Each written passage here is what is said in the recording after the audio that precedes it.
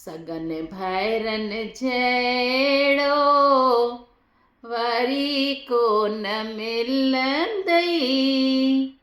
भेण भैरन जहिड़ो वरी को न मिलंदई। सगन भैरन जहिड़ो वरी को न मिलंदई। अमड़ बाबल जूं आहिनि हीअ निशानियूं। अमड़ बाबल जूं आहिनि हीअ निशानियूं। नंढे हूंदे गॾिजी कयूं तिन सरांदियूं। नंढे हूंदे गॾिजी कयूं तिन सरांदियूं। कयूं तिन सरांदियूं। ज़िंदगीअ वांगुर वरी को न मिलंदई।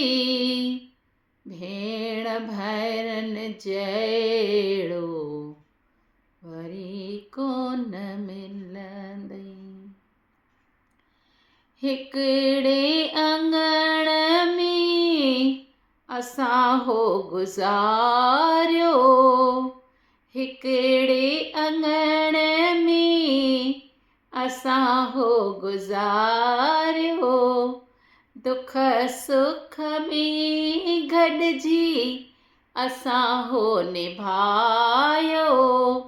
दुख सुख में गॾिजी असां हो निभायो।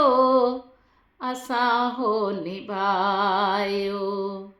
गुज़री सगड़ी वरी को न मिलंदई।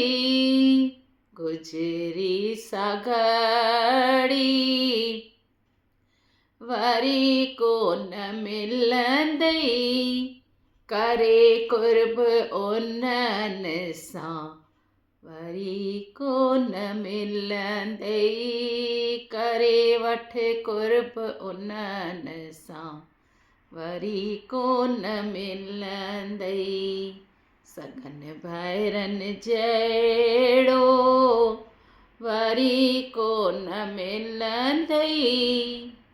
भेण भैरन जहिड़ो वरी को न मिलंदई।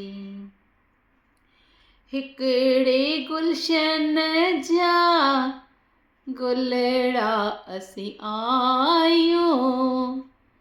हिकिड़े गुलशन जा गुलड़ा असीं आहियूं। विछड़ी विया आहियूं विसरिया त नाहियूं। विछड़ी विया आहियूं विसरिया त नाहियूं। विसरिया त नाहियूं। अहिड़ो ज्ञान प्यार जो वरी को न मिलंदई। करे कुर्ब उन्हनि सां वरी को न मिलंदई। सगन भैरन जहिड़ो वरी को न मिलंदई। भेण भैरन जहिड़ो वरी को न मिलंदई। सब अपने भाई बहन से सबसे प्यार से रहो। सबसे प्यार से चलो। वापस नहीं बहन मिलेगी नहीं भाई मिलेगा। बहन तो शादी करके चली जाएगी। भाई अपने गृहस्थ में बिजी हो जाएंगे और कब किसका साथ छूटे। पेरेंट्स का जो गुलदस्ता है, जो माँ बाप ने गुलदस्ता बनाया है, उस गुलदस्ते में हम प्यार से रहें। हरे